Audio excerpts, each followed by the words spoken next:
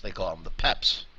All right, let's take a look at some of these messages, shall we? This is going to be a little difficult with my system. Oh, tomorrow night, another episode of Sinful Celluloid with my co-host, Christopher Jimenez. Check that out. We're going to be talking sequels. If you're a fan of horror sequels, we will be talking about them because that's what we do. All right, this is going to be weird. I had to screenshot these through. All right, we'll just go down the list here. I don't. There's no rhyme or reason to this. Okay, what's up, Tony? Tony Baloney, how you doing? Here we go. All right, here's our first screenshot for the evening, and our system is log jammed, I think. Nope, there it is. Okay. This is from a gentleman named Donald Todd Riley Jr. He says, "Hey Jeff, I just listened to a whole 5 hours of the Jerry interview from 93, the Jerry interview from 93 episode, and I had a couple of thoughts I wanted to share with you. First off, Jerry claims that Glenn was sleeping during the recording of Earth AD, and they played the music just like he wanted it, fast. But Jerry also claimed on the earlier Misfits recordings that him and Doyle deserve songwriting credit because they contributed to the writing of the Misfits music. Well, it can't be both, Jerry. They either played the music just like Glenn wanted, or they actually helped write the songs. And Jerry claims that he and his family paid for the expenses on the road, and that he ended up broke and owing money to his dad at the end of the tour, like $3,000 at the end of the last one, if I remember right. But that he and Doyle were also smashing multiple guitars a night. So a lot of the expenses on the road really had nothing to do with Glenn. If they hadn't been smashing all those guitars, they could have saved a bunch of cash. This is true. Thanks for listening to my rambling. Big fan of the show. Thanks, buddy. Donald, thank you for writing us tonight. Appreciate you, buddy. And to answer a couple of your questions. So, it's not just reading stuff. Hey, Rumorg, how are you doing? Hi, Amy. Hi, Rumorg. We'll stop along the way and tag comments as they come. All right, so to address what Donald is saying here, this is, guys, you got to go back and listen. We did 5 hours of commentary on the Jerry interview, the ginormous Jerry interview. Such a wealth of information, this Jerry interview. Why is it so special, everybody? By the way, how am I sounding? Am I too hot on the mic? Am I doing okay? Just let me know what the mic sounds like. It's not my favorite mic. Very tinny, but this is what the old buckaroos could afford. So I had to make do with what I could make do. We work with what we have, right? So he gave to Ugly Things number 12. We talked about this. I feel I should put that on a shirt. We talked about this on the last episode. That should go on a shirt. We talked about this on previous episodes. This is a tomb, this thing. It's like 27 pages of Jerry just talking very frankly about stuff without any kind of agenda, without trying to rewrite history. Oh, I'm so glad it sounds good to you guys. Thank you. Thank you. That's good. Glenn's sleeping while the recording explains why Earth AD sounds like crap. Well, I mean, it's a little bit more complicated than that. This is not, Donald has simplified. He sort of simplified a lot of things. I get it. And he's just going off the top of his dome the way I go off the top of my dome. He's saying that Glenn was sleeping during the recording of Earth AD, and they played the music like he wanted it fast. I mean, yeah, sure. These things are not exclusive. Even if he's also then takes Jerry to task for claiming Misfit writing credits on earlier recordings. The two are not mutually exclusive. You could still play something the way Glenn wanted it, even if you helped write a song. Just because Glenn wanted it a certain way doesn't take away from the fact that if Jerry and Doyle did write music, it doesn't take away from the fact that they wrote music. You know what I'm saying? So, I don't know. I don't think it really matters. It's a non-factor whether he was sleeping or not. As to whether they wrote music or not, here's what I honestly believe. I honestly think that maybe not so much Doyle, but definitely Jerry had a hand in the songwriting process. I don't think that, I mean, is Glenn the sole writer of these songs? Yes. I mean, for, did he come up with the lyrics and the melody? Yes, he's the author of these works.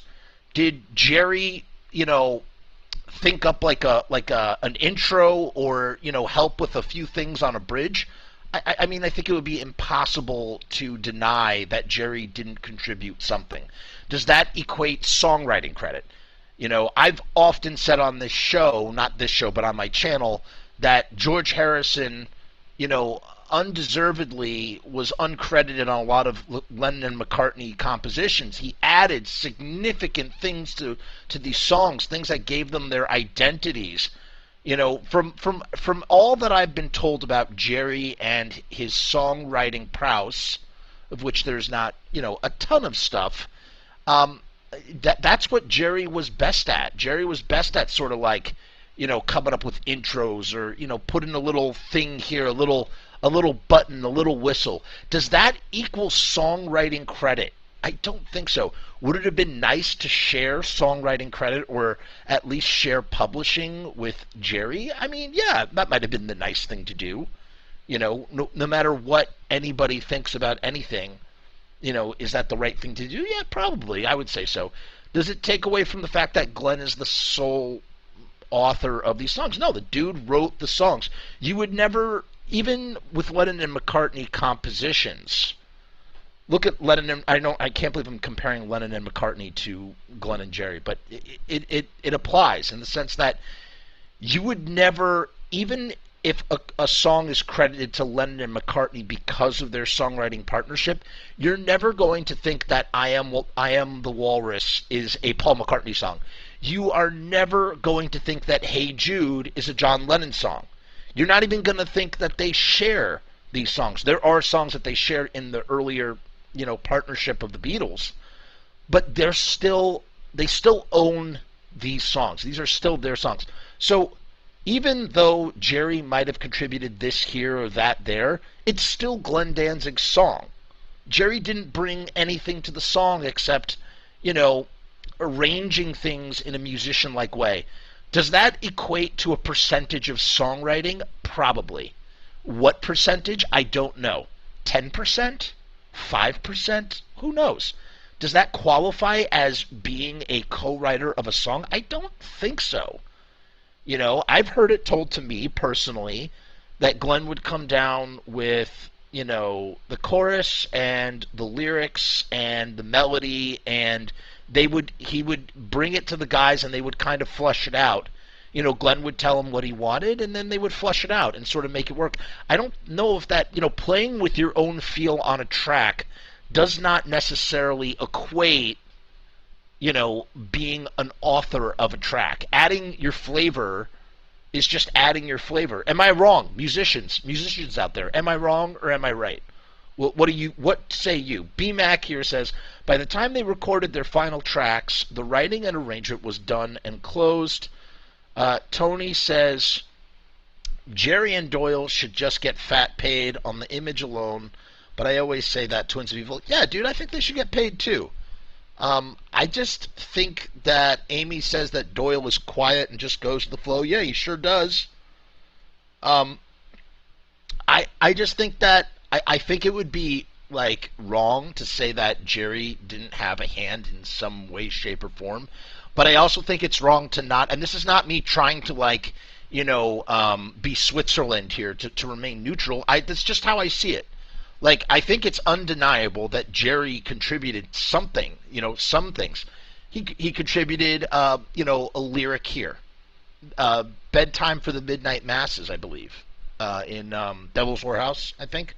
Bedtime for the Midnight Masses, I think it is, something like that.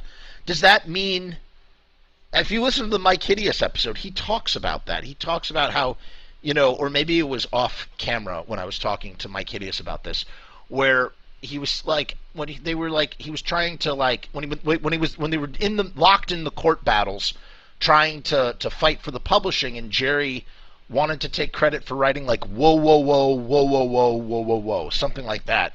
Does that equate songwriting credit? I don't know. Jerry has, since that since the settlement, Jerry has surely let go of songwriting credits. You don't really hear him weigh in or comment on that stuff in any way, shape, or form in interviews. So, on some level, Jerry's just kind of, washed his hands of it. So I don't know, man. I don't know. I don't think Jerry can, in that way, I don't think Jerry could claim credit. If anything, if you want to give Jerry a percentage of like what he's responsible for, and again, that's a song by song basis, but I'd imagine that, here's the thing about Jerry. As the instrumentalist, Glenn's not an instrumentalist, right? Glenn knows how to, and believe me, I just rewatched my Manny interview. Glenn would feel things out on a keyboard and then be like, okay, play this. In the early days, he'd be playing on the keyboard and banging out chords, and then he would go, and then Frank would be, trying to do the chords that he's banging out on the piano. He's not even showing him on guitar, per se. You know what I mean? Like, he's clearly the song, the impetus for the songwriting, but Jerry is kind of like the band leader. What is a band leader? It's like the guy that leads the instruments, right? Sometimes Glenn's not even at practice, and it's just Jerry running through songs with Bobby and Joey, or running through songs with Doyle and Arthur, Googie. You know what I mean? So Jerry is kind of like, it has his own sort of role in the band, and you have to imagine that arrangement falls in line, and that's what I mean. That on some level, Jerry is doing some kind of arrangement. Like, maybe Glenn has oversaw the whole song, and there's just like, there's like this, how do we end the song? We need a little dun dun dun dun dun dun dun dun dun dun dun dun dun, something like that. And again, I am not going to sit here and claim that I know particulars, because I don't. I really, really don't.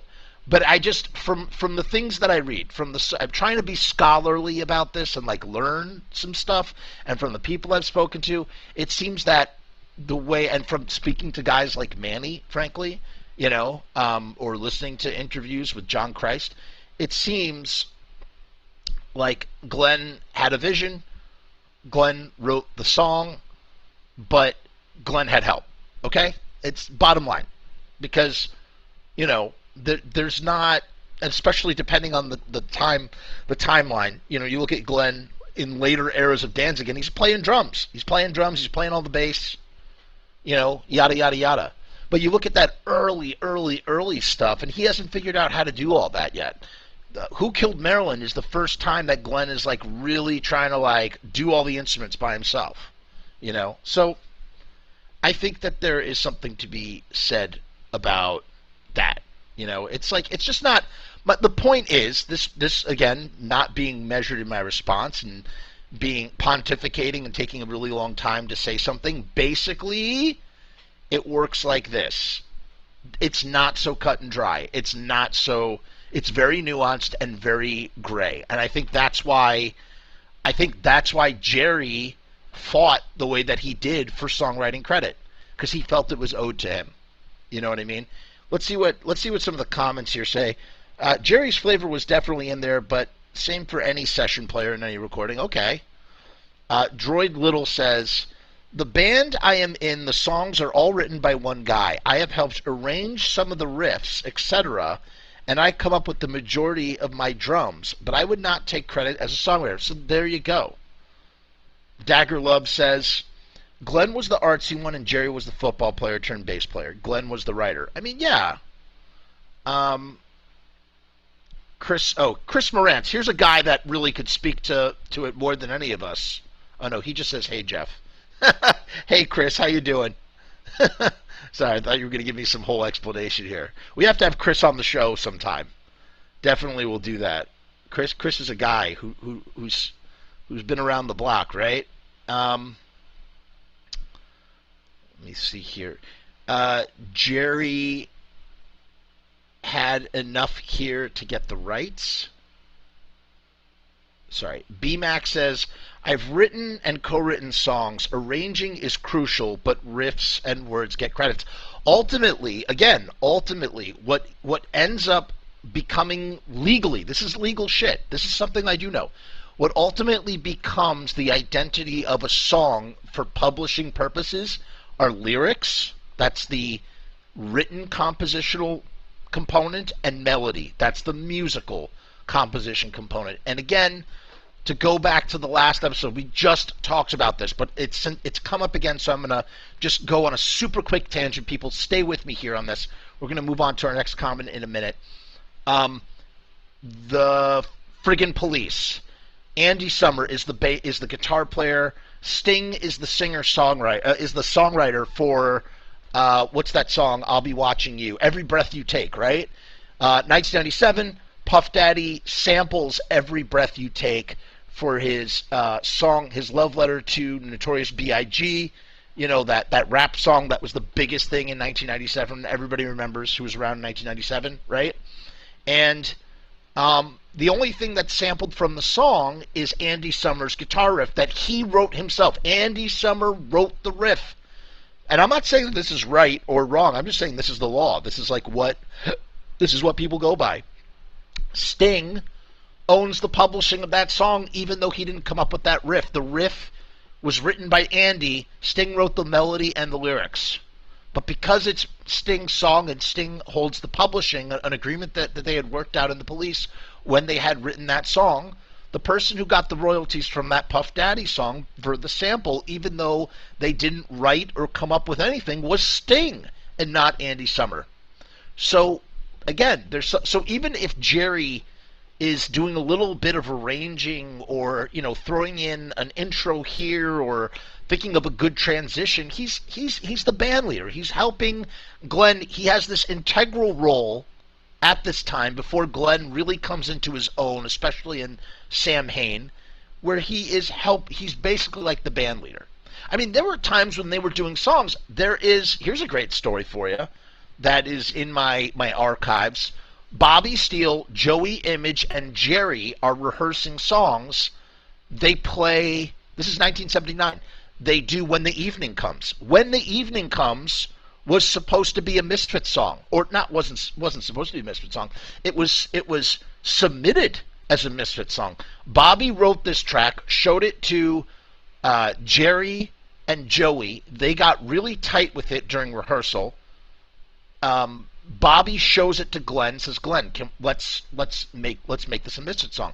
Glenn shoots it down. He goes, I write the songs, I write the lyrics, it's my band. Boom.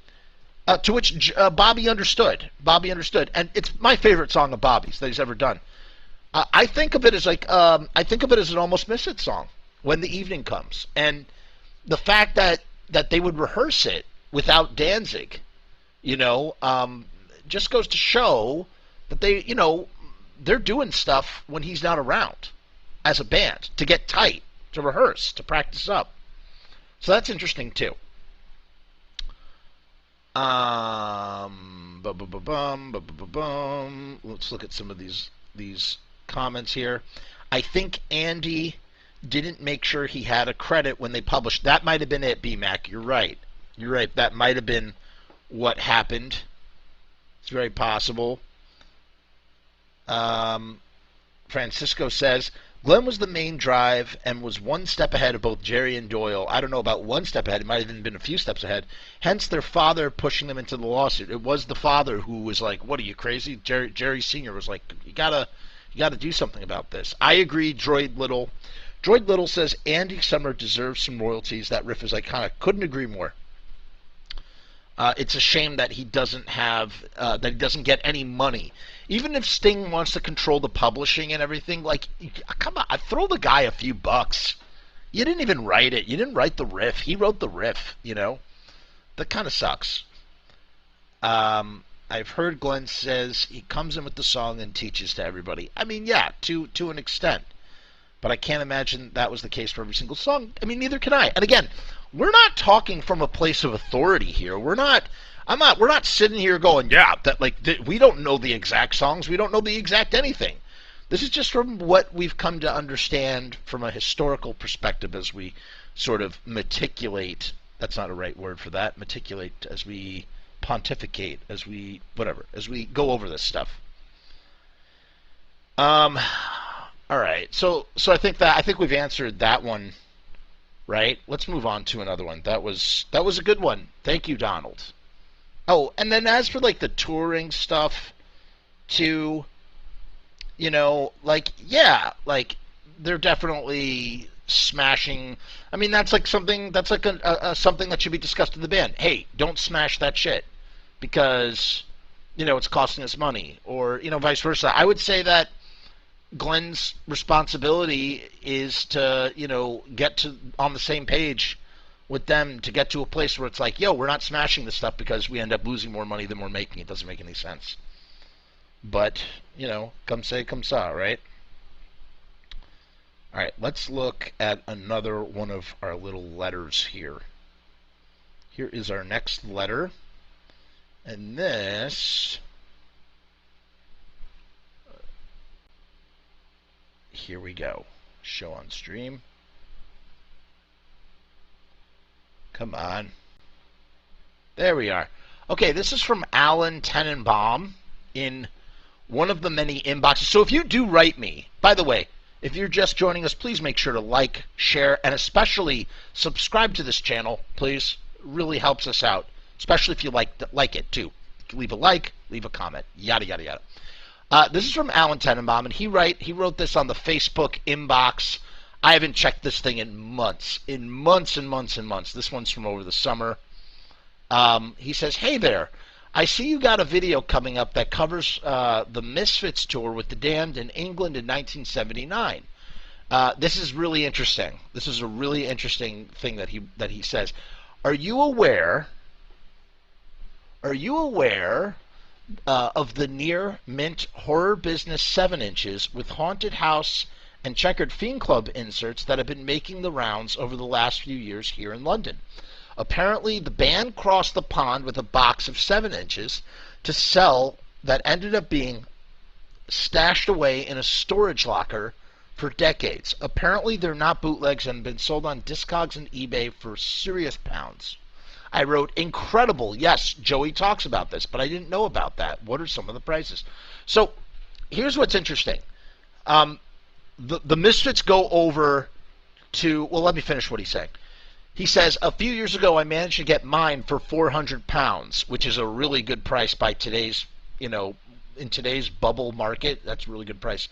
He says, mate's rate for the record store dealer who had several copies. I know he has a few left, but he's holding off from selling them, which is a smart move because the prices are going to be through the roof now. The record dealer I bought it from only sells in person from his shop behind the counter. He doesn't advertise them and doesn't sell online. I've seen these horror business 7 inches actually being resold on Discogs for anywhere from £800 to £1,000. Holy moly.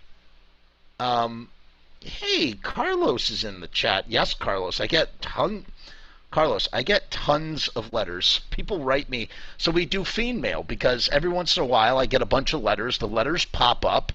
And then we do a show, a filler show, where we just go over the interesting things. People have a lot of interesting stuff to say sometimes. So, we go over it. It's fun. Why not? Who wants to collaborate with us on a song, a woe song?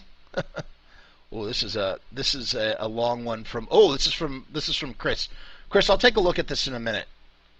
Oh, fine. Let's just do it now because in Morning Noise, Mike wrote the songs, showed them to us on acoustic guitar, and then the rest of the band turned the songs into Morning Noise songs. We tweaked the songs to how we wanted them. But when you come down to it, Mike still wrote lyrics and chords to the songs. Steve, that's Steve Zing, Tommy, I can't pronounce your last name off the top of my head. Don't get angry. I'm Tommy K, John, and I came up with the leads, bass lines, and drum parts. So, I mean, there you go.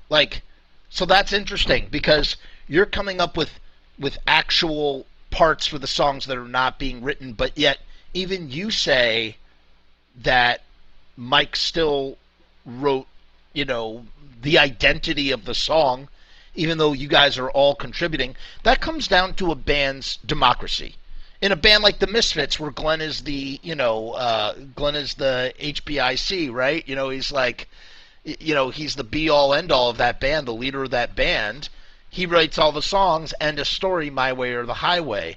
Other bands, look at the Ramones. The Ramones each kind of come up with their own parts.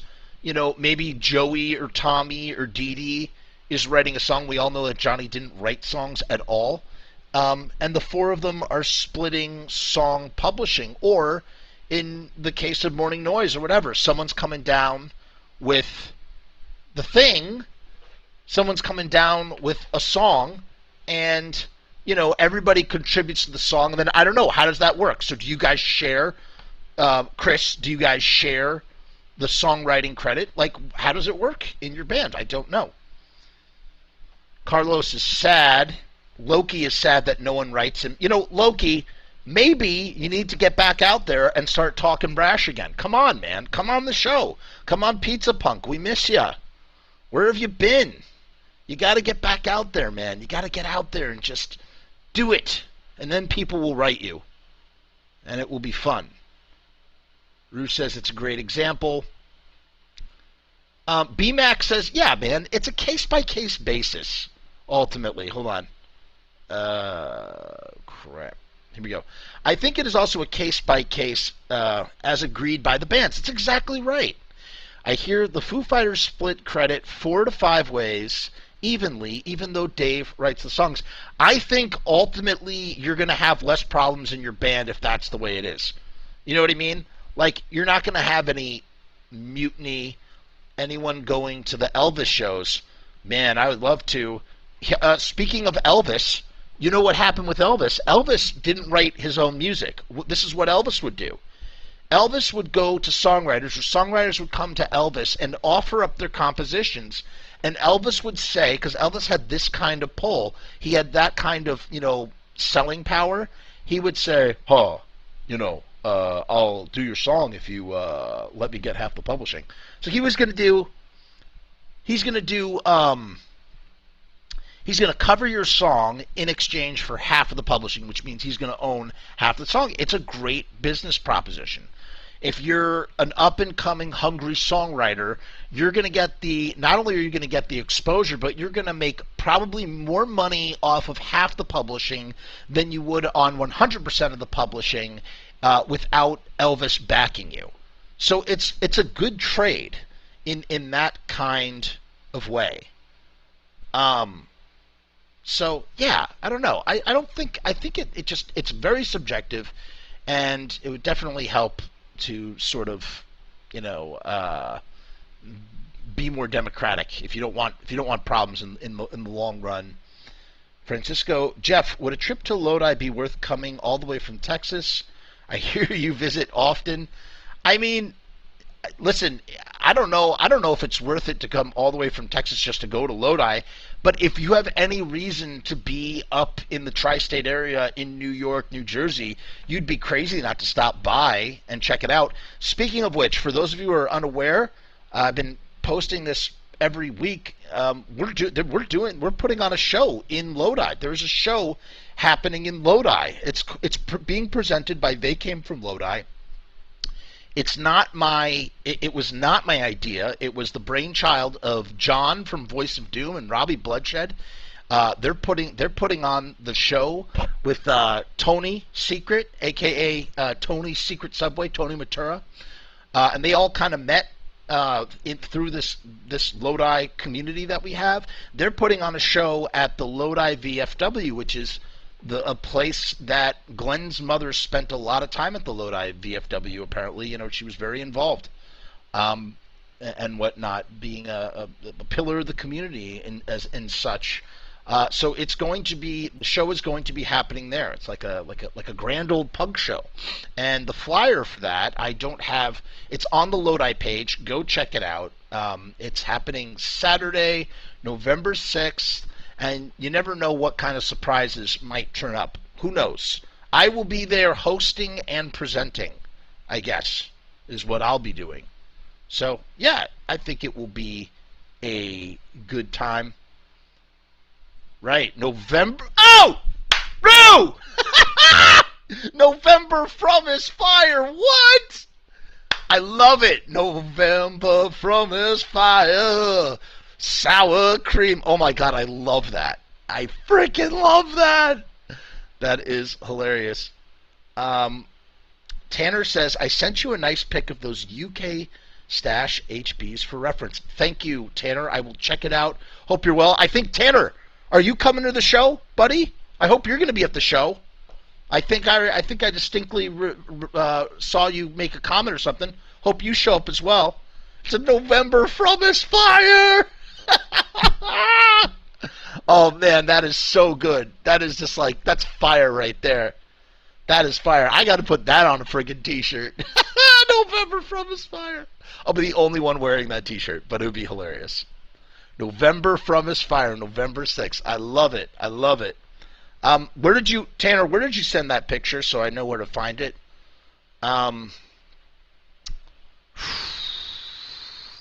November Frumess fire, sour cream. Spinal Remains is an underrated Misfits song. Had to say it. So yeah. All right. So hold on. So back to this. We got super sidetracked by this whole situation. Wait. Because I have the worst ADD on the history. Yes, sir. See you there. Okay, Tanner's going to be there too. Great. Oh, we're going to have so much fun. Oh, boy, we're going to have so much fun. That's going to be a lot of fun. Also, I know Francisco says, also, I know you're a movie nerd. Need you to check out Two-Lane Blacktop starring James Taylor and Dennis Wilson. I most certainly will. I am a movie nerd. This is true. All right, let's get back to this, though. So I said here, yeah, Joey talks about this. I believe he might have, he mentioned this. He mentions this with great resentment when he does interviews. He talks about like the fact that they're going over to England. They're supposed to do this tour with the Damned, and Jerry and Glenn have brought over a bunch of merchandise. He doesn't say what the merchandise was. So when I saw this comment from Allen about this box of Orbison 7-inches, it lines up. It makes sense. Yes, of course they brought over that box. And like you could totally imagine them, they're in this garden apartment with this manager who's actually a junkie named Derek, who's trying to connect them with get them on the Clash tour and whatnot. Tanner says, in tandem with this, what we're talking about, he sent it to the Lodi Facebook page. The stash is rather interesting once you dig into the lore with it. Cool. Very, very cool. All right, I can't really, my system is sort of fucked right now. Let me see if I can get over there and take a screenshot of that as I'm talking. So to hear that there's like a box, wait, Tanner, is this something that I can post publicly, or is this something just private? Let me know before I post it.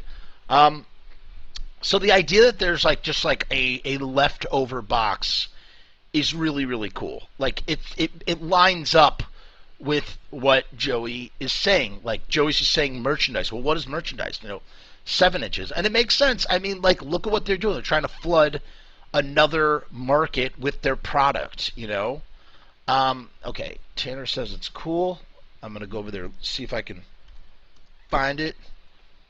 Be at the tippy top as we just sort of went. So let's move on to the next one. So that was really cool. That was a really cool. This is the type of stuff that people send me.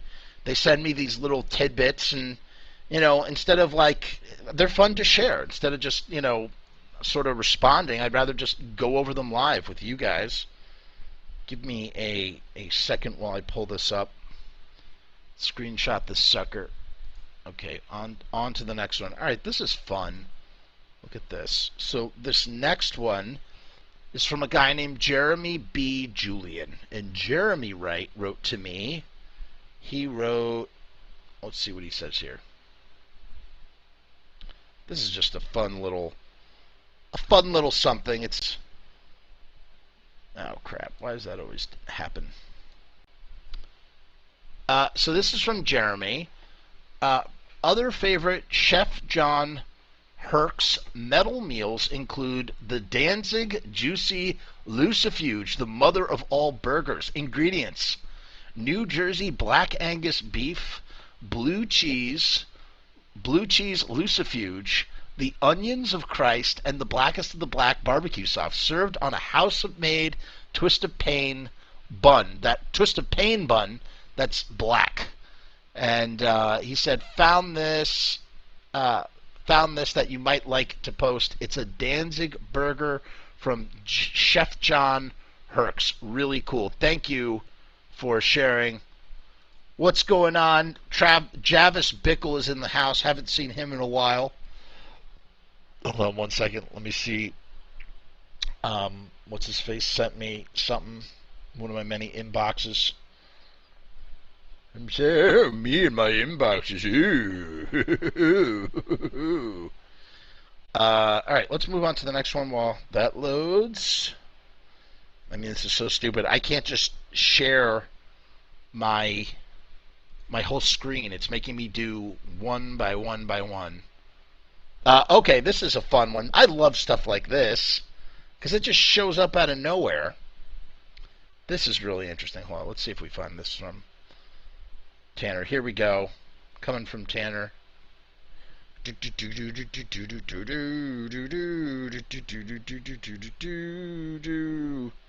Shit. Here it is. Okay. Look at this little photo. This little humdinger right here. So here's the lot. And I guess this is like, I mean, this is good stuff right now, right? Like this is the mamma jam. I want if Tanner is still in the chat, Tanner, what is the market price for the horror businesses right now in this inflated market? If you could tell me, I'm very curious to know what they're currently going for. Let's see here. This is what Tanner just sent to me. It's gonna show me. It's so tiny. It's so tiny and puny. So look at these. Look at all those horror businesses. This is in the year 2020, 2021 that there are that many horror businesses, you know, unaccounted for or accounted for, however which way you look at it. That is pretty neat, if you ask me. That's pretty neat right there. So there's that. Let's move on to our next one. This is from Tyler Haddon. Okay, this guy Tyler Haddon is sharing something with us. Come on. Come on, come on. Alright, this is from Tyler. Alright, here we go. Before we look at that, let's see what the deal is with these horror businesses. So Tanner says, because of the UK stash flooding the market a few years back, they actually stayed pretty reasonable. I'd say about 1,000 with the added insert from the UK find. And Tanner, last question about this before we move on. How many are in this UK find? How many came up in this box? I'm curious to know. Okay, this is from Tyler Hatton, and he wrote to me on April 9th, 2021. I'm sorry for the incredibly late response. It's just who I am. It's just in my nature. I'm sorry. Tyler says, crazy weird thing I came across about a year or so ago. See, this is why I like it when people write me, because they write me the weirdest shit. Like, this is so weird. Full Moon Features, for anybody who knows or does not know what Full Moon is, Full Moon Features made a post about the Empire Pictures film Necropolis from 1987 and said it featured Glenn Danzig. He's nowhere in the credits, but there is a guy in the film that gets killed that looks strikingly like Glenn. I'll see if I can find the footage because it's strange. Have a good day, Jeff. I mean, thank you, Tyler, for sharing. We gotta look that up. Necropolis from 1987. We gotta see how much this guy looks like Danzig. It's paramount that we find out this information. For what purpose? There is no purpose. Just because that's what we do here on the show. So that's another one right there. Okay, moving right along. All right, this is from Craig. So Craig is worried about. He brings up a good concern here, and that's why I screenshotted it. And he says, I hope he doesn't get mad that I'm sharing this. If he does, I'm really sorry. I mean, I thought it was really nice. I thought it was a very thoughtful thing. He's giving me feedback. He's saying, "I really love this page. It's a great break from the bullshit of my day. That being said, it's your page, and I understand, but I really think it would be in everyone's best interest not to post political stuff to the page." This is from March 26, 2021. I don't know what I posted that might have caused him to respond to this. I just really want this to be the escape of my day, to not hear everyone else's political agenda, either side truthfully, but in the end, it's your page. Do what you with. Hope you have a good day, and thanks for all the great content. Craig, thank you for the thoughtful feedback, truly. I really do appreciate it, man. And you want to know something? Like, on one hand, I see what you're saying. I don't know what it is that I posted that made you feel inclined to send this to me. And at the end of the day, you're right. It kind of shouldn't be political. Yeah, we dunk on Michael Graves really hard because of his, his white supremacist nonsense. It's funny. I was actually thinking about doing. Someone showed me a recent Michael Graves video, and who will remain anonymous. Someone showed me this video, and it's Michael Graves having a meltdown. He's melting the freak down on YouTube about being, like canceled or whatever, or like, all this stuff that's happening to him. And I just was like, I so want to do a response video, because I just like, I just want to, like, because I remember when all that stuff went down, and like, he's got nobody to blame but himself. I'm kind of doing exactly what Craig didn't want me to do, but I thought that's what he was in reference to, something with Michael Graves, because that's really the only stuff that we sort of cover here. But he's right, dude. He's right. This should be as non-political as possible. We should just keep it about, our love for all this stuff. But in the realm of dunking on Graves, I think that's the time when it becomes okay. I don't know, but never again to have a whole episode like the very special episode with Michael Graves or Dr. Chud. Those episodes, those were one and done deals. Except when, Artie called me out, and then I called him out, and he did not. I invited him to come on my show. I wanted him to come on my show, and he wouldn't do it. But I would be lying if I said it wouldn't be kind of fun to break down this meltdown video of Michael Graves melting down on YouTube and getting super upset about stuff that he literally caused himself. I don't know. So there's that. So that's another one. Thank you, Craig, for sharing. And again, I apologize if that was supposed to be private. Then I'm sorry. I apologize. Like super private. Tony Seacrest says Full Moon bought a bunch of cult classics they are reselling. Interesting. Rue would like to see the cat turd chicken dance again. No, it wouldn't even be that, Rue. You know what it would be? It would be like, one of those reaction videos where, a reaction to a meltdown. Like, watch it, pause, comment, watch it, pause, comment. But I have to, like, clip the video and deal with my slow-ass system. I don't even know if it's worth the time, but it is something that I think I would like to do. But the video was from a while back. I don't even know if it's worth it. I don't know if it's worth it to do. So there's that. Okay, this is a long one. Let's see. Here we go. This is the next video. The next screenshot here. Let's see here. Boom. Okay, this was to the email. If anybody wants to send me email with comments, questions, concerns, or feedback, you can send it, videobusinessmedia@gmail.com. That's the place to reach me. Or you can go through the website, or you could try one of the inboxes. And I can't promise any sort of response time. But send this stuff. Like, we do get to it. We do go through it when we need to do a filler episode like this, And if this is what a filler episode constitutes, I think it's a pretty good filler episode. So this is from a guy named Steve G. I kept his name anonymous. I don't know why, because I kept those other guys unanonymous on Facebook. Steve says, "Hi there, Jeff. I'm Steve. I'm a subscriber to your channel, and I've seen most of your Misfits Danzig-related videos. Good stuff, man. Thank you, Steve. I appreciate that. I hear you're from Chicago. I'm not from Chicago, but I used to live in Chicago, and I spent 3 years there. He says, I live in the Chicago suburbs. Who knows?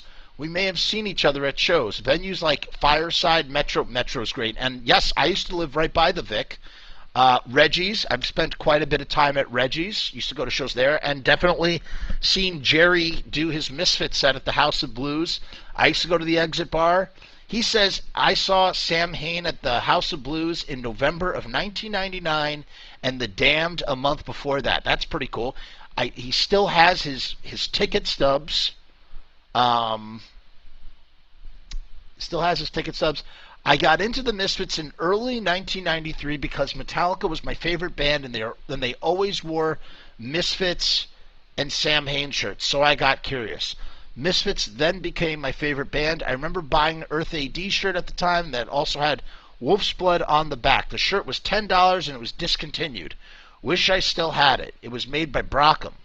I've seen one on eBay for like $500, size large. Anyway, back in those pre-internet days, all you could find was Walk Among Us, the first punk tape I ever bought, Earth AD, Evilive, Legacy, and Collection 1. That's it.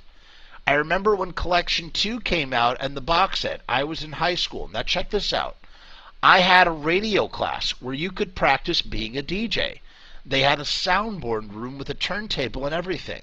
A classmate who was also into the Misfits let me borrow a small 4-song record, an EP. I didn't know much about records at that time, but this bootleg record was called Return of the Fly. On that record was Last Caress. I was amazed. So here's a guy, I love this stuff. So here's a guy who doesn't hear Last Caress until like the early 90s, man. Like before it's like commercially available. He goes, I was amazed. I had heard of that song, but not the Misfits version. He heard the Metallica version. I stayed after school so I could record the record onto a blank tape in my radio class. I was blown away by that song. And guess what else? She was on there. That's my favorite song. But this was different. This had keyboards on it. I didn't know at the time that this was the original version. I love hearing these stories. I love hearing the perspective. It's just so interesting. So he didn't know at this time there was the original version. Again, I was blown away. I also remember in the 90s when Best Buy had all the Samhain CDs and punk compilation CDs. Weird, huh? Yeah, I remember those, punk compilation CDs. You had like Fat Records, you had Punk-O-Rama, you had all of them. The Asian Man records, all that stuff. Short music for short people. There's one more thing I want to mention, and this may come as a surprise. Do you by chance remember about 5 years ago a guy online who claimed to be Glenn Danzig's son? His name was Jeff Danzig. Jeff Danzig. I distinctly remember reading his article online on more than, I didn't even know, I did not know there was an article on more than one occasion. Well, now, if you type in anything about Danzig's son, nothing comes up. The site was taken down and every trace of it vanished. And to be honest, the dude did kind of resemble Danzig back in the Static Age era. His nose, his eyes, etc. You got to ask your viewers if anyone else remembers reading that. The guy claimed he would hang out backstage with his dad, allegedly dad, and whatnot. If I can dig up anything else about that, I will let you know. But it looks like everything has been erased from the internet regarding that topic. Danzig no doubt caught wind of it. Also, there's another story. On the site Metal Sucks, there's a story about how a woman claimed she thought Danzig was her friend, but he placed a curse on her or something. She called him a warlock. It might be the blonde-haired girl from the Mother video. That sounds like the Mother chick. Anyways, keep up the awesome work, Jeff. Your Danzig-related stuff is always interesting to watch. Thank you, Steve. That was a wonderful, thoughtful, long-ass letter, man. Yeah, Danzig doesn't have any children. And as for that guy, I think that guy is just, I don't know. I don't know anything about that. And all I could say is Danzig doesn't have any children. That guy is not real. He's not a real person. As for the mother chick, she's very real and she's very crazy and she's awesome, as awesome as a crazy person can be. And she, my path crossed with her several times, especially when she was Bobby Steele's wife. And, going over to Bobby Steele's house, and she was there. And it was really interesting. And the fact that she's the chick from the Danzig video. We've talked about her on this channel before. She's really she is a trip. She is a trip. That is to say. But that was a fun read, right, guys? That's why I love this stuff. Need to find a stash of Draven Misfits shoes. I don't even know what that is, but it sounds really cool. I guess Draven was a Martian from Skatopia. Wait, what? What? Hold on. Draven was a Martian from Skatopia Shoe Company. Okay. And then Francisco is asking, what's Skatopia? I know Dwayne Peters had some shoes too made by them. I don't know. So Chris says, I met Jeff and tried to sell me some Danzig stuff. Dude, I don't know, man. I don't know. But Danzig does not have any children. Like, that, the dude doesn't have any children. Dagger Love, who is a local around Bergen County, says, there was a kid in the late 90s who walked around the clubs in North Jersey saying he was Danzig's son. I just laughed at him. Yeah, I don't think he's not a real person. He's a made up entity, formless, faithless, and free. Intricate entity. Formless, faithless, and free. November from... Wait, what is it? November coming from us? November coming from us. That's great. All right, this is a really weird one. I don't know why I'm sharing this with you guys, but I am. This was sent to me, to my email. This is a guy named Lon Fang. Seems like a nice guy. I don't really know what to make of this, but, I'm just going to share it. He took the trouble to write me, so why not? This is the type of stuff that I get, though. Like, no joke. I'm not complaining. It's totally fine, but, I'm just saying, this is what people write to me. He says, hello, may I speak to a Mr. Jeff Fremunda? Mr. Frumess is not currently available. Would you like to leave a message? He's having like this guy Lon Fang, he's having a little dialogue with himself in this email. He goes, Mr. Frumess is currently not available. Would you like to leave a message? And then he writes again, I might as well. And then someone else says, okay, shoot, beep. So he's having a conversation with himself in an email, but as my imaginary voicemail.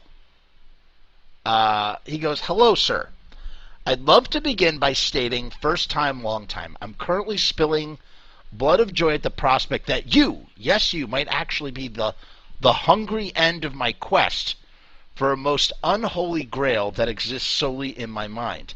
I have never researched this, as I am lazy as a ballerina parked in a designated handicap space.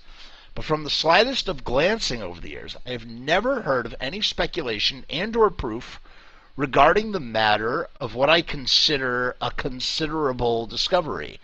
I am not certain of a date, but I am certain it was a Sunday evening because the revelation manifested itself to me during a weekly local AM radio broadcast of Fire and Brimstone televangelist Brother R.W. Schambach. And then he provides the Wikipedia address for this gentleman. But I digress.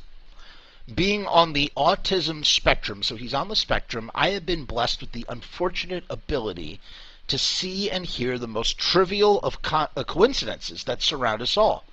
When you're 7, this becomes the most amazing parlor trick a proud family can muster. Anytime and all the time. It has since become most annoying to friends and family alike, myself included. Again, digression. But there it is, plain and simple. It speaks for itself. And then he doesn't actually say what it is until I looked and saw what was attached. So he goes, so, coinkydink, and what he's referring to at the bottom here, you're going to see a picture of the Crimson Ghost and Bob Marley. Let's see if that will that's as close as we can get. So there's Bob Marley and there's the Crimson Ghost. And because they both have their hands up in the photo, I think what our friend here, Lon Fang, is trying to insinuate is that Bob Marley is the Crimson Ghost is the skeleton of Bob Marley. I don't know, man. I don't freaking know. But that's what it seems like he's saying here. In any case, there it is, plain and simple. I guess it does speak for itself. Is it a coinky-dink? I think it's a coinky-dink. Or the starting gate of the most wicked, depth-plumbing rabbit hole of mirrors the Illuminati has conceived, second only to New Coke. It's in the eyes, damn it. For me, it was the eyes. Whoa! You know, that's what I get for having Wi-Fi calling turned on. My brother calls me in the middle of a broadcast, even though I was in airplane mode. Have to call him back. So, yeah. And it says, P.S. I must tell you that your endless off-the-cuff ramblings, please don't take that the wrong way. I don't. Because I'm well aware that I have off-the-cuff ramblings. Uncluttered by any sort of annoying habitual verbiage. So you're saying that I'm not cluttered, that I don't have any sort of this annoying habitual verbiage of and he's being nice, because that's not true. Because I do a lot of I do that. I do that. And so forth. So soothes this Aspie's soul. So I guess he has Asperger's. And I guess that the off-the-cuff ramblings sort of help him in some way, shape, or form. And he says, mucho appreciation for all that you do. God bless and keep it up. Thank you. He said, this is from Cardinal Leonidas F. Fang. Lon Fang. Thank you, Lon. He says, look me up at my Gettysburg Address. That was definitely an interesting one, but appreciated nonetheless. Thank you, Lon. I appreciate your words. So kind. As to whether Bob Marley is the Crimson Ghost, that's one of the most batshit things I've ever heard in my life, and whatever, sure. It's fun. It's fun. Why not? Why not? We only live once in this life, so why the hell not? We're down to our last one here, and before I get to it, let's just check out some of these comments we have here. Draven. So I guess Draven is a shoe manufacturer. Yeah, November Frumess fire. November 6th. November 6th. That's hilarious. Wait, sorry, I'm getting lost in these comments here. Draven made some sick Misfit shoes. Chuck Taylors and Vans slip-on style with Crimson Ghost on them. That's what Draven is. I guess. Not really sure. Robbie says, ha ha ha, gives green hell a different meaning. I guess it kind of does. I see what you're picking. I'm picking up what you're putting down. The Crimson Marley. I guess people agree with Lon. Everybody agrees with them. Holy crap, Bob Marley is the Crimson Ghost. I mean, I guess. I don't really see it that much, but, you know. Frank wants to know. Frank is curious as to what Frumess means. Frumess is my last name. My last name is Frumess. And Frumess is Yiddish. Yiddish is a sort of dead language now, almost dead language. It dies with a little bit more with every generation. My grandparents spoke a lot of Yiddish.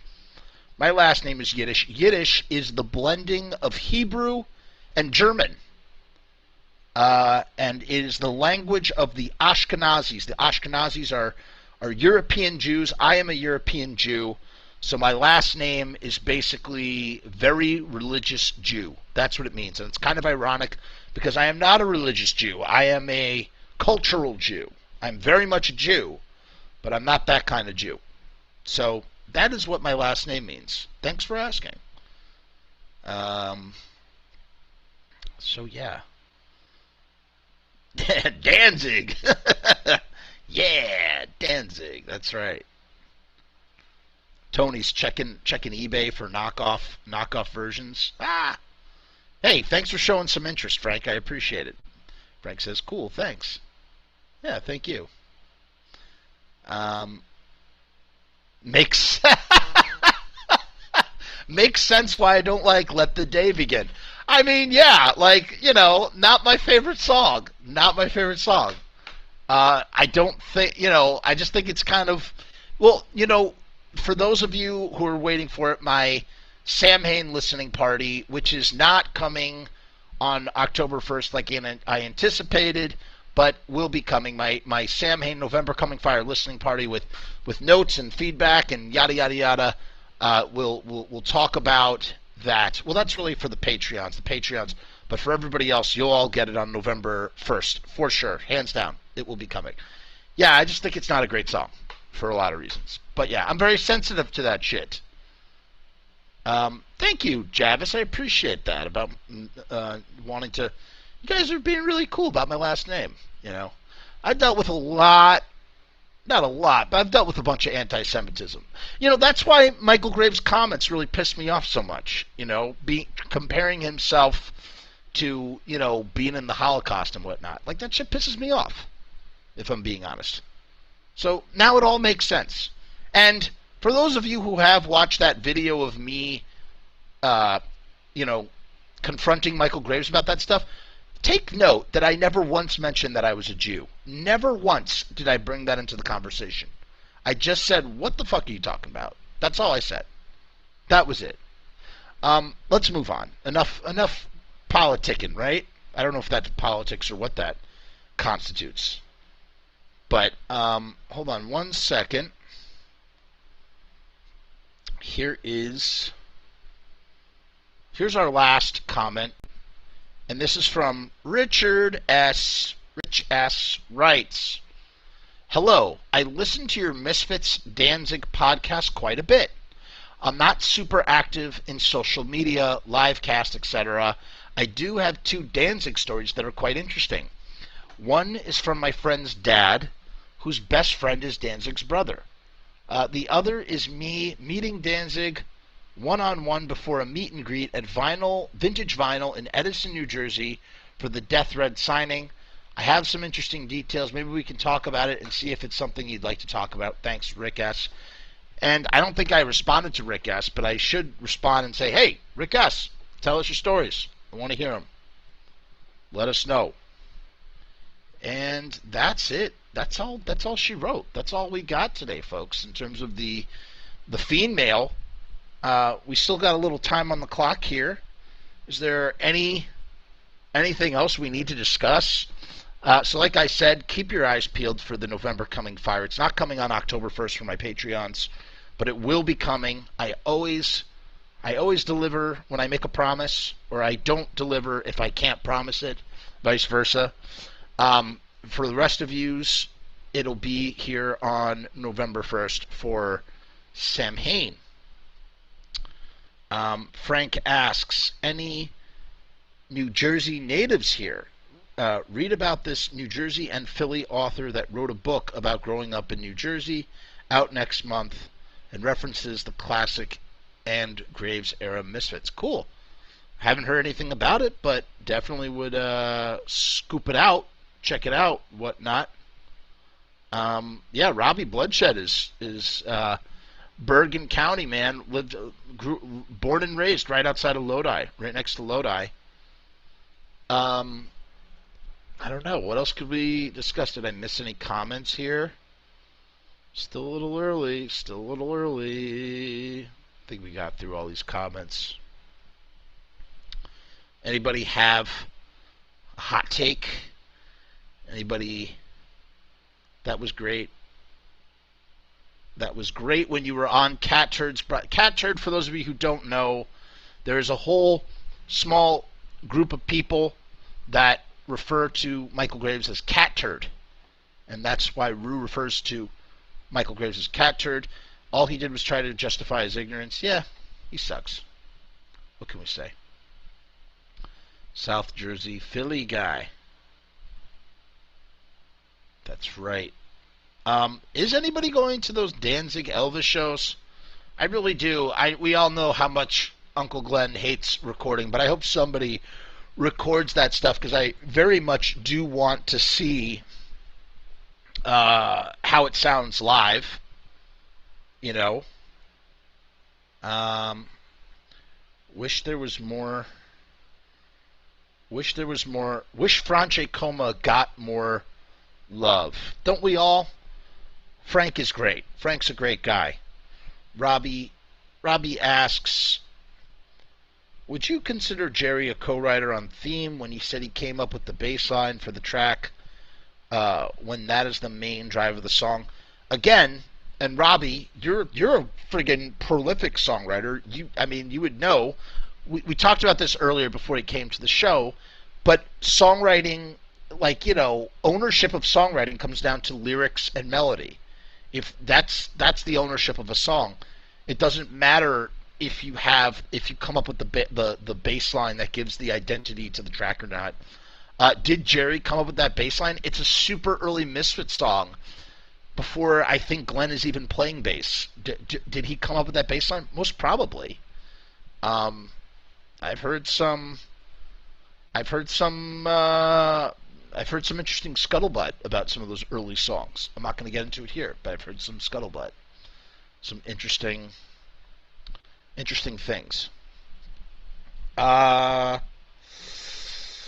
Nullified says, check out the new Earth AD statue before it sells out. It's limited to 1983, 200 each. Yeah, those are beautiful, man. And I got to tell you, if I had the coin, I totally friggin' would. Whoa! Trust no one. Wow, this is interesting. I've never seen this before. This is just we have a new member, I guess, to YouTube. That's what I'm guessing this is.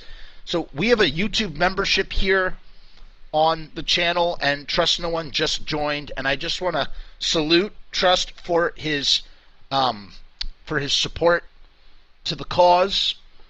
He will definitely be amongst the early to see the Samhain November Coming Fire listening party, because that's how this works. Before November 1st. So thank you, Trust, for joining. Frank was the first Misfit I ever met, says Dagger Love. I'm going, Jeff. Where are you going? Where are you going? I might have to trade my Patreon membership for YouTube. Yeah, Dagger, listen, I appreciate your support, man, and whatever you want to do, however you got to do it, I'm grateful for the support either way. Whatever you wish to do, sir. Whatever floats your boat, truly. Yes, Dagger definitely should come out to the Lodi show. Dagger, we are going to be in Lodi for the show on November 6th, so keep your eyes peeled. Oh, you're going... Robbie is going to the Danzig Hollywood show. Yeah, baby! Oh, boy, you're going to have a ball. You are going to have a ball. That's going to be a lot of fun. Hold on. These comments. I'm going to the shows. Would love to discuss what songs Glenn might do that are not on the Elvis Covers album. I kind of hope he doesn't do any. I think he should just keep it to Elvis, man. That's in my opinion. I think he should just keep it to Elvis. Does he have to? I don't know. But that would be cool. Hold on. I'm going back up here. Graves is not an intellectual. That is for sure. It's true, man. He's not. He's not. He's a buffoon in that kind of way. B-Mac is going to the shows. What am I missing here? Fuck yeah. Oh, yeah. They'll definitely... Of course they're going to play Trouble. Of course they're going to play Trouble. You know, I don't know who I was telling, but, you know... If you go back, listen to my review of the Danzig Sings Elvis album. That was the first time I heard several of those. The first time I heard those Elvis songs was Danzig singing them, because I'm just not an Elvis guy. I don't have any problem with Elvis, but you know, I don't know. Robbie, oh, interesting. What if he breaks out Blue Christmas? Wouldn't that be great? Could you imagine? Jody says, if he plays Suspicious Minds, Blue Suede Shoes, would be cool filler. I agree. blue. Oh, what a Christmas without you. Is Glenn aware of the documentary? I cannot answer this question. Probably not. I can't. No comment. What else we got here? He needs to play Harpies in the Night. Yeah, baby. Yeah, Harpies in the Night. That'd be great. I'd be down with that. You're welcome. Thank you. Hey, truly, trust no one. Thank you. I appreciate it. I'll tell you, man, I want to go pro, and that kind of support is what helps me. So it's appreciated. Take a little West End Avenue, West End Avenue, West End Avenue, down, down, down, down, down, down, down. Down down down down down down down down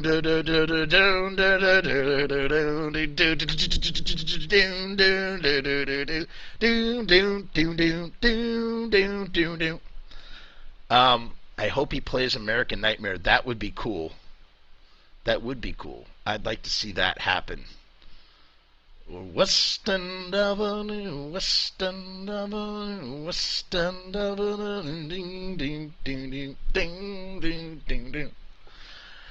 I'm trying to think what else can we talk about, you guys. Having fun. We haven't done, I feel like the last couple episodes have just been like an hour long. It hasn't really been like a hangout the way, we normally do. I do have to wake up in the morning my whole morning schedule's gotten really crazy now. I gotta get my son ready for school, and then I gotta take my daughter to school. It's a mess. It's a whole thing.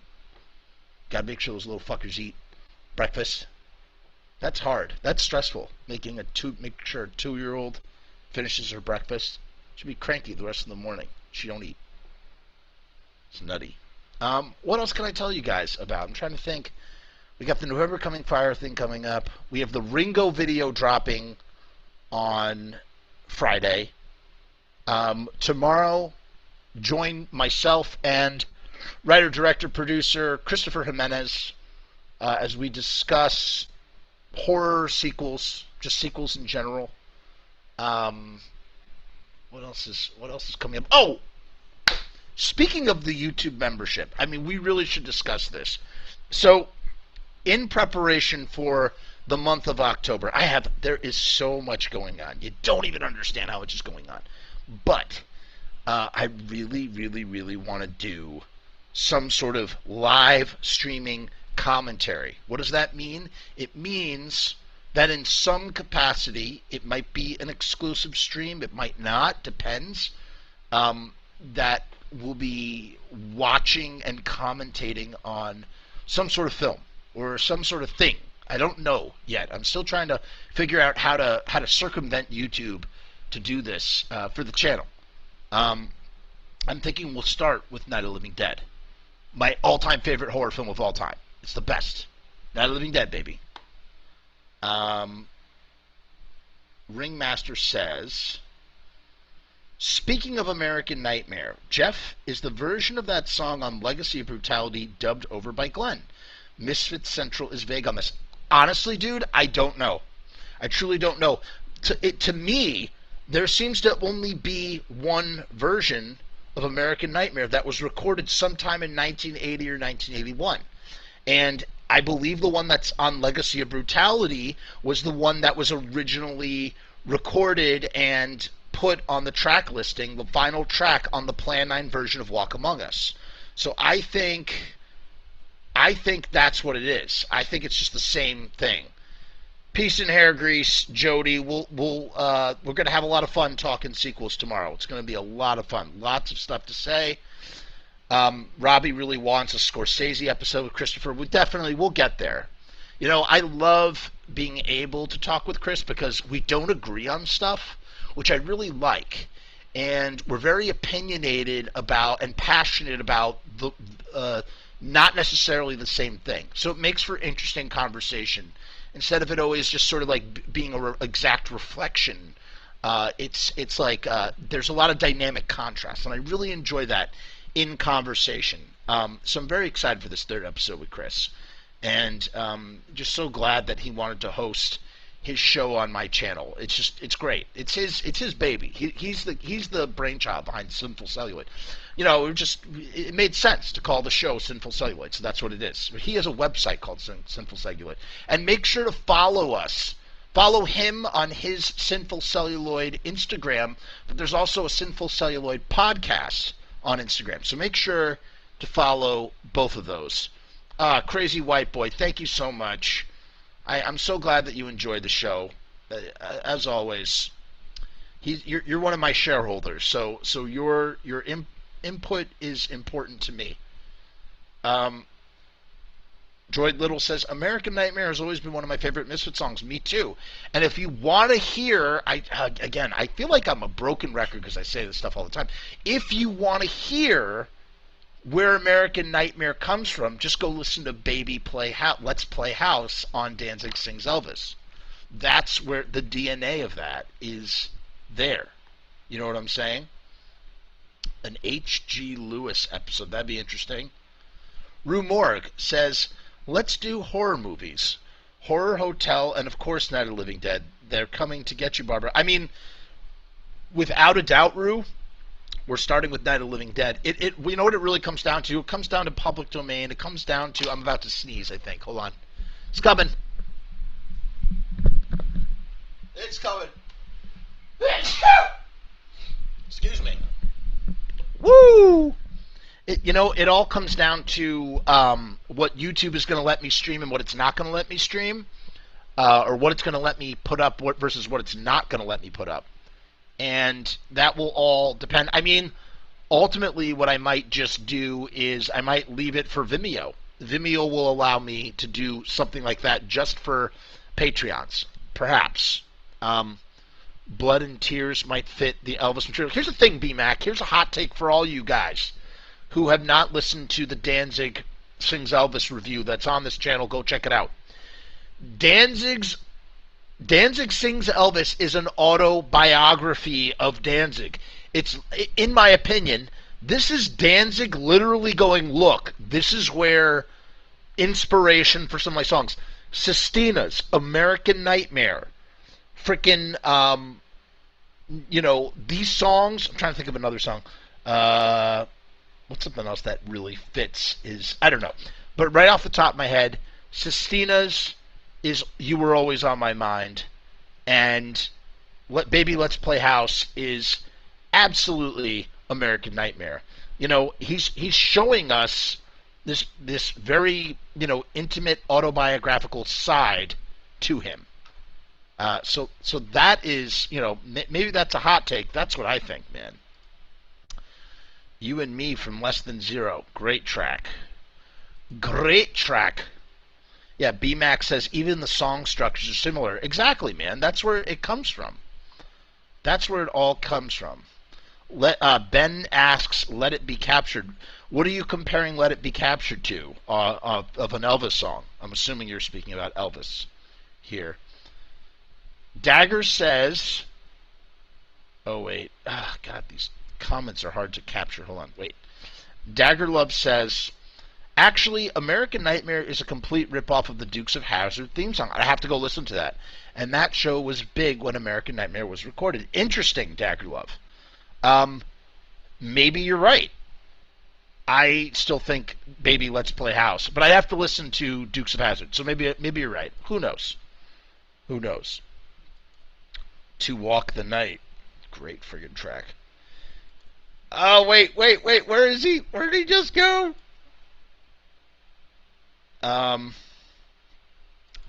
Guys, the comments are flying too fast here. To Walk the Night, he was definitely thinking of Elvis, the way he sung it. I have some comments about that for that November Coming Fire show.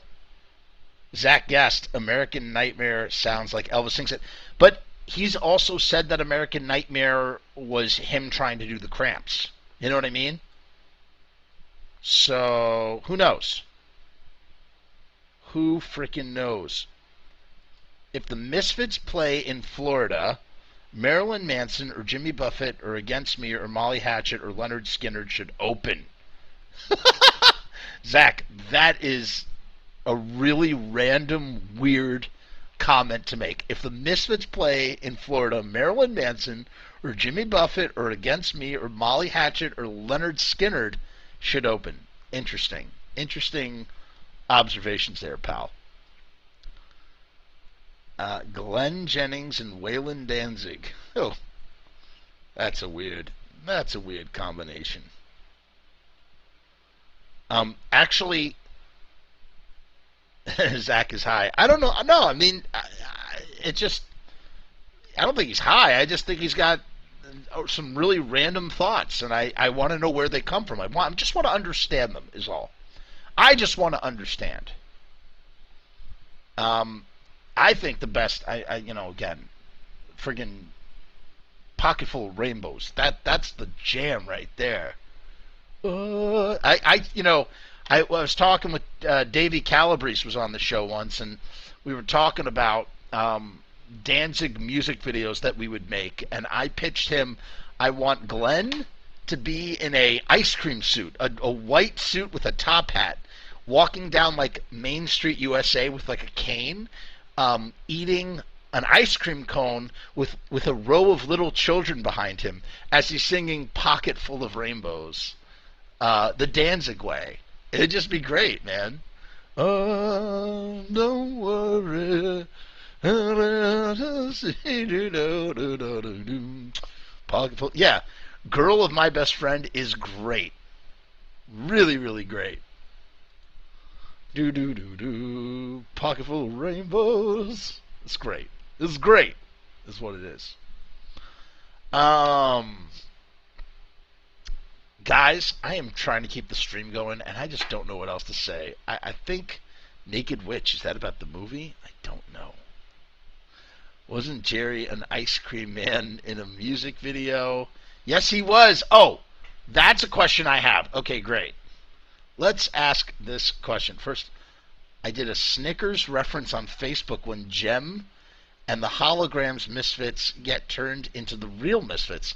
What is a Snickers reference, Zach? I don't understand. You have to explain to me. All right, I have a question. Here's a question for everybody that I truly don't know the answer to. Wasn't Jerry an ice cream man in a music video for the She Demons band? What happened to the She Demons band? What happened there? Like, they just disappeared. So Jerry kind of had like his own version of the Runaways, but they were called the She Demons. And they put out a record on the Misfits records, and they just disappeared off of the face of the planet. Totally disappeared. And yes, Jerry was in their music video. That was taken away. He was bankrolling the whole operation, and then it just poof, vanished. And I have no idea what happened to the She Demons. I'm very curious. I have no idea though. If anybody knows anything, I want to know. I want to hear what happened, what the truth was. Ever seen the Snickers ad? Oh, I see what you're saying. Jem and the holograms turn into the Misfits, or turn back from the Misfits after eating a Snickers. I get it, Zach. I do. I understand. Ha ha! Jerry for the kids. Ha! I do it for the kids. Arr! What? How come we haven't gotten a new Jerry interview in quite some time? I really just want to read a Jerry interview on here and just, periodically just interject and be like, for the kids! Ha ha! That's got to be put on a t-shirt too, for the kids. Doing it for the kids. That'd be really great. But legitimately, does anybody know what happened to the She Demons? I want to know. I'm dying. This is a mystery. It is a mystery, baby. We need to find out the truth. The truth. I hope you guys enjoyed the show tonight. Freaking, please make sure to like, share, and subscribe. Especially subscribe if you have not already.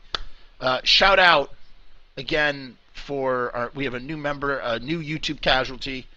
It's totally agreed from Trust No One. Actually, it's Trust No 00100. So thank you for joining. Much appreciated. Much appreciated Dagger Love and Rue Morg and all the other Patreons. John Voice of Doom, Crazy White Boy, Kevin45, friggin' Honolulu Babylon. The list goes on and on and on. It's all greatly appreciated, all you guys. Jerry knows nothing. Jerry knows not to say something stupid to piss off Glenn. Oh, here we go. She Demons became Hellfire Heart. Okay, but why? Who is Hellfire Heart? Thank you. I'm glad you enjoyed this. I wish the singer of Zombeast sang on the first Son of Sam album. Me too. Me friggin' too. And I'll tell Steve Zing that to his face. Thanks again. Mr. Frumess, catch you and Chris tomorrow night. Yes, of course. Always cough cool. Freaking, you have to. You had it right. Trust no one. The 00 are for show. So just trust no one. Got it. Thank you, Trust. All right, guys. As always, we say here on the show, peace and hair grease. We'll see you next time. Please make sure to like, share, comment, subscribe. Check out. We got T-shirts in the description. We got a show coming up, November 6th. November Frumess Fire. Check out NCF. Blah blah blah blah blah blah blah. I'm not saying anything more. Bye.